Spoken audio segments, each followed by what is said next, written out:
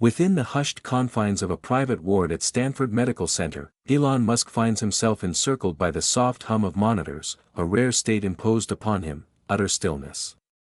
A man who steers world-altering enterprises has been barred from touching his phone or laptop after collapsing from sheer exhaustion. When his 5-year-old son, X, arrives for a visit, he brings an unexpected offering, a worn children's book with a humble green cover. As X begins to unravel the purpose behind this gift, he poses a question so profound that hospital staff outside the room pause in their tracks, and the billionaire innovator is left speechless. But before we delve deeper into this footage, share in the comments, which state are you from? The private suite at Stanford Medical Center carried an uncommon silence, a stark contrast to the usual bustle surrounding one of the globe's most renowned entrepreneurs. Elon Musk had been admitted 3 days prior, diagnosed with physical exhaustion and dehydration, a diplomatic term for the toll his relentless work schedule had finally exacted. After fainting during a headquarters meeting, his team overruled his objections, insisting on medical attention.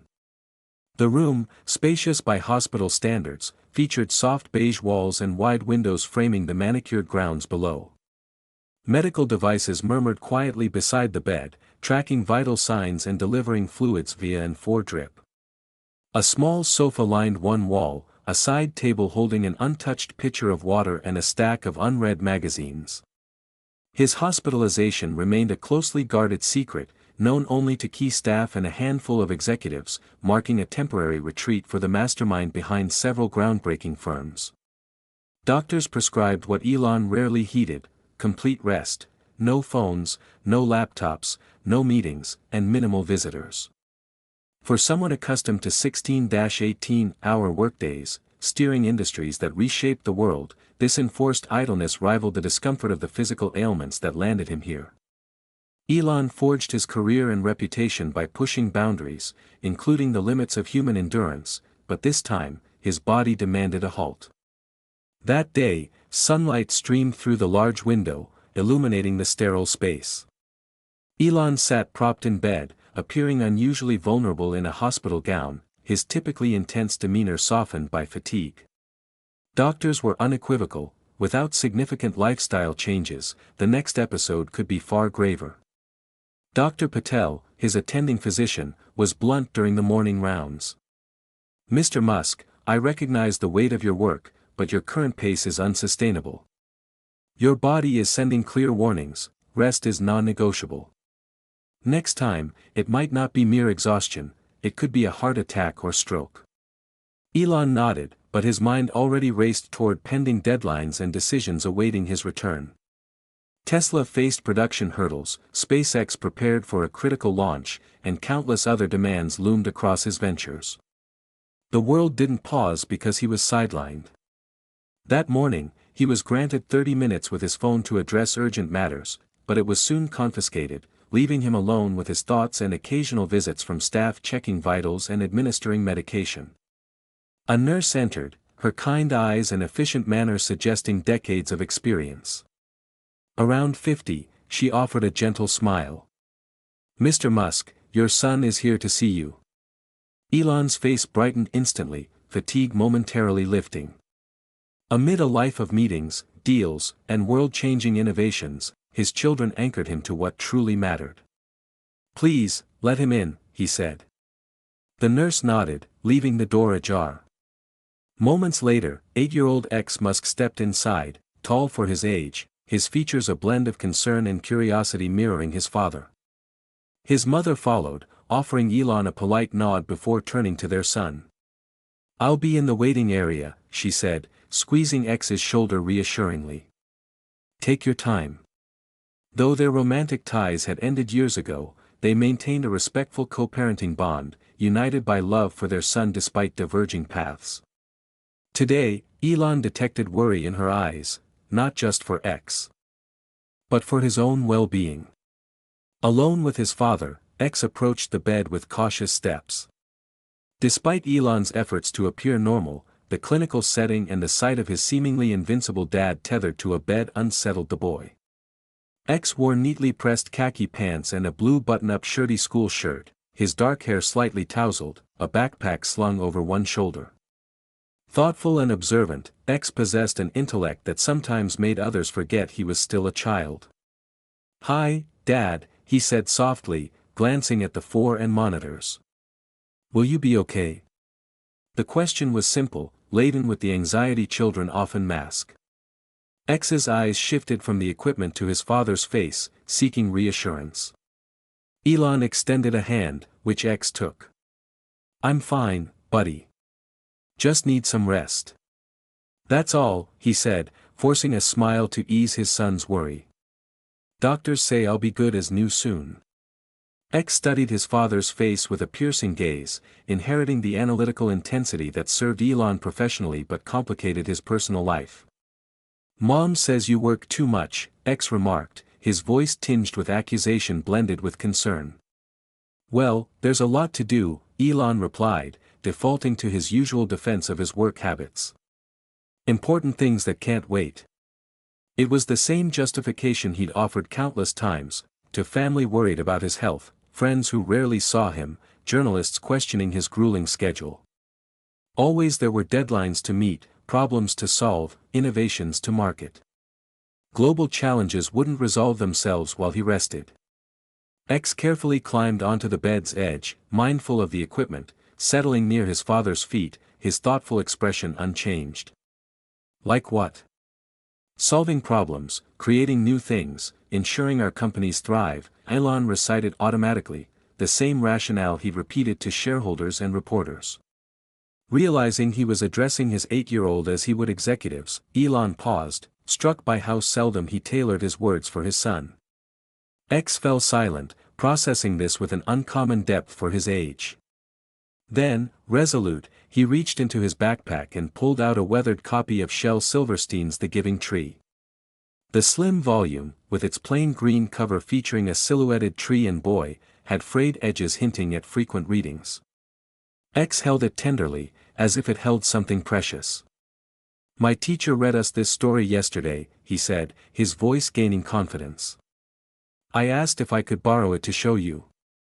Elon eyed the unassuming cover with interest. Though he'd likely read it to X when younger, the memory had faded into the blur of his demanding life, overtaken by product specs, production timelines, and tech breakthroughs. "What's it about?" he asked, curious why X chose this book for the hospital. X's face lit up at the chance to share. "It's about a tree and a boy," he explained, opening it to reveal simple black and white illustrations. At first, the boy plays with the tree every day, climbs its trunk, swings on its branches, eats its apples. But then he grows up and stops visiting. X turned pages, showing illustrations of the boy aging and drifting away. The tree keeps giving, its apples to sell, its branches for a house, its trunk for a boat, until only a stump remains. But it's happy because the boy returns to rest on it. Elon listened, his expression subtly shifting as he grasped the parallels X drew.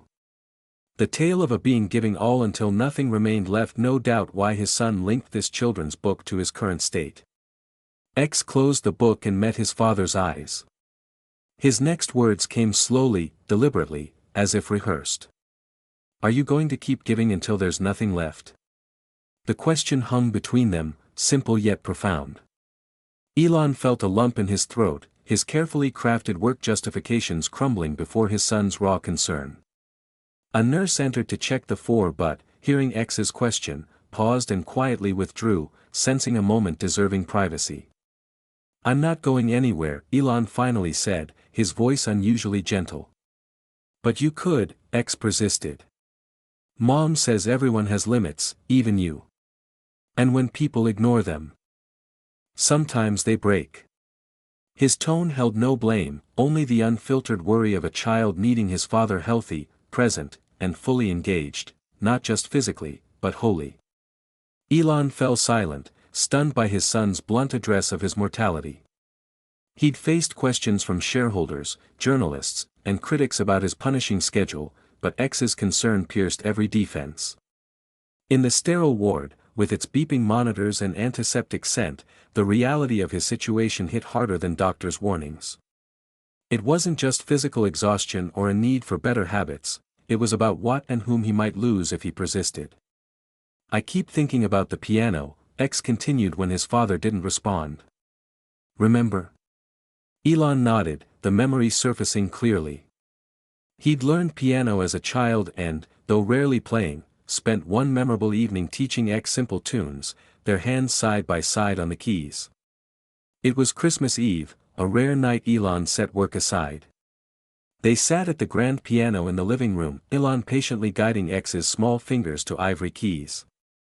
X beamed with pride at mastering a tune, a smile Elon now realized he'd seen too infrequently. That was my favorite day, X said quietly. Not because of the music, but because you weren't working, you were just there with me. The simplicity struck Elon with unexpected force.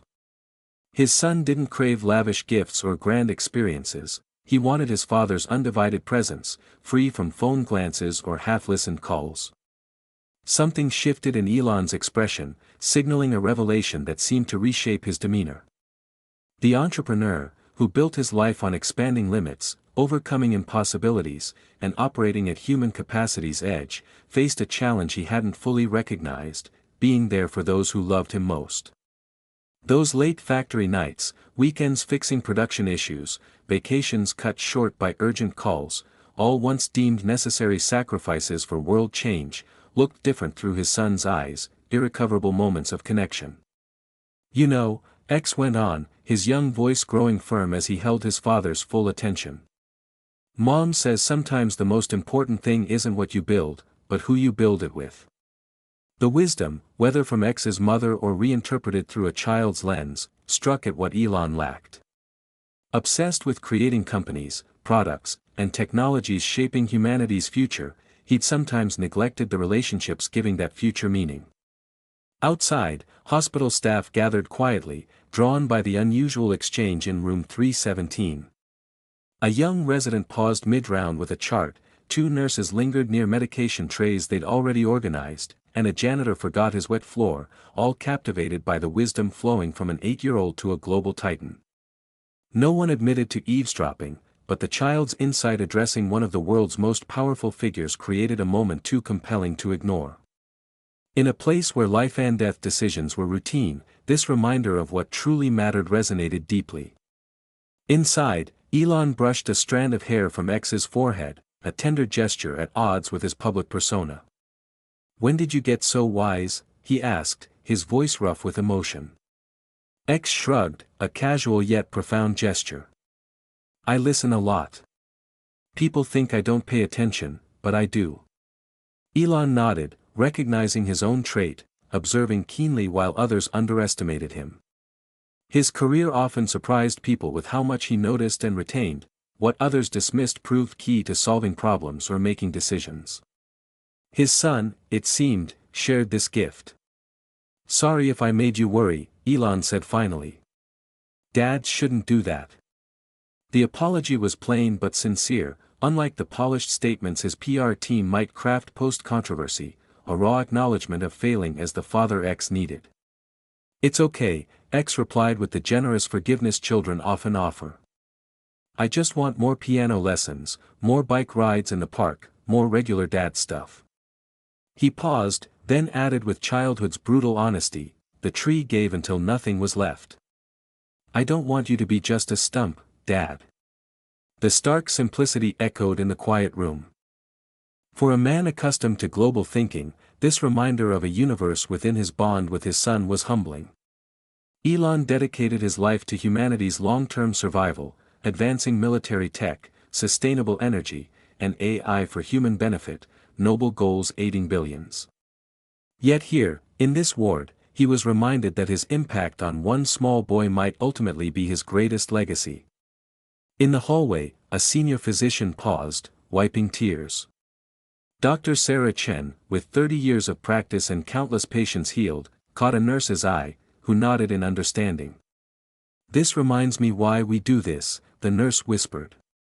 "Not just to heal bodies, but to give people a chance to see what matters before it's too late."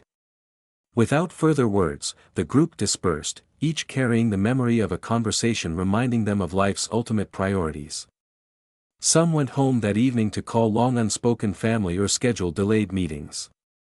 Back in the room, Elon made a decision altering his life's course more than any business strategy or tech breakthrough.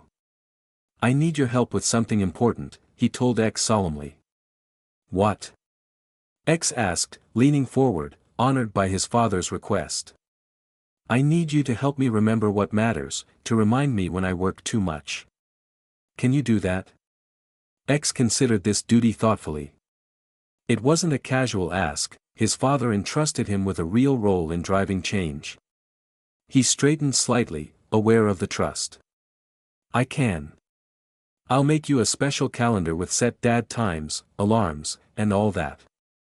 Elon smiled, a genuine grin reaching his eyes. "That sounds like a brilliant system." The smile erased years of stress, revealing the man behind the mogul, not a billionaire innovator, but a father engaging with his son.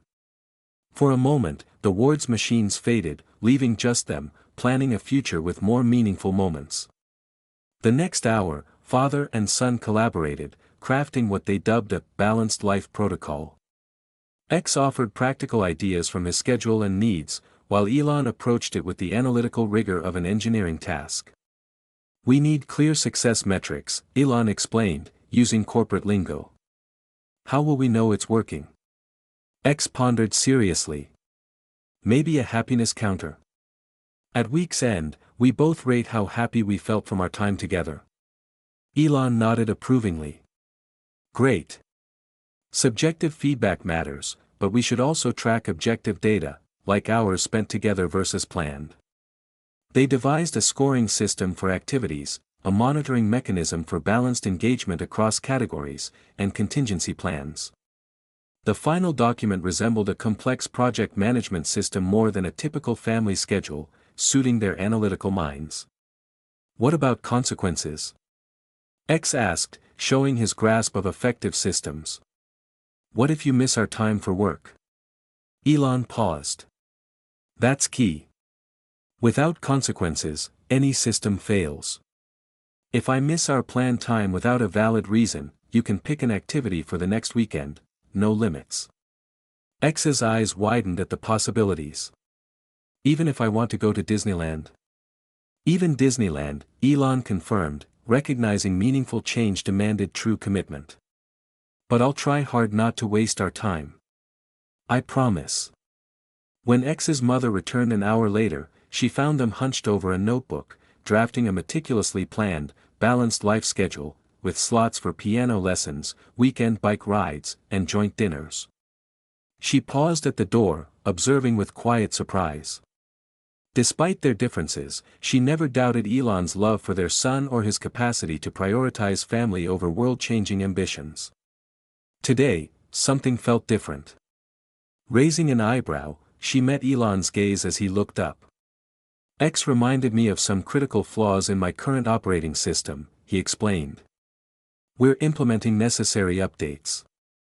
She glanced at the detailed calendar, noting reserved father-son time and a systematic approach to balance, typical of their engineering mindset, but also a new vulnerability and clarity in Elon's priorities.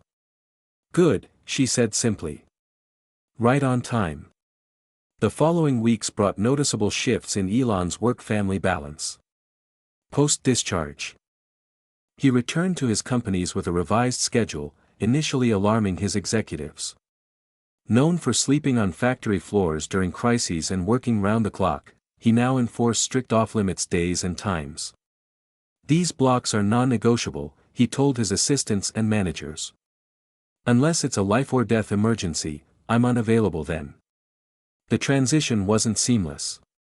The first month saw moments where Elon nearly reverted to old patterns, production issues tempting late nights, key meetings clashing with X's time, investor concerns once overriding personal commitments. But each time, X's words echoed, "The tree gave until nothing was left. I don't want you to be just a stump, Dad." So he held firm, delegating critical decisions, accepting production delays, and enduring financial analysts' doubts about his dedication. In Elon's home office hung a special calendar, not digital or phone integrated, but a physical one X crafted with colorful stickers for activity categories and hand-drawn musical notes marking piano days. When executives called during blocked family time, they were politely told Mr. Musk was in an important meeting and would return later. Some speculated he was on secret projects or government meetings. The truth was simpler and more precious. He helped X with homework, taught him basic cooking, or sat side by side at the piano, their hands navigating keys as X learned new tunes. Initially, Elon fought instincts to check his phone or mentally tackle engineering problems during these moments. Mastering presence proved harder than many technical challenges he solved daily. But it grew easier. He found these breaks enhanced his thinking, offering mental space for creativity and perspective unattainable through endless focused hours.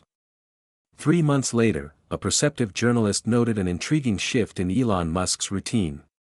Despite leading revolutionary firms, he now vanished from public view for 24 uninterrupted hours weekly, which his staff knowingly smiled about as prime personal development time. Business press speculated, health issues post-hospitalization, secret government projects, or new tech research.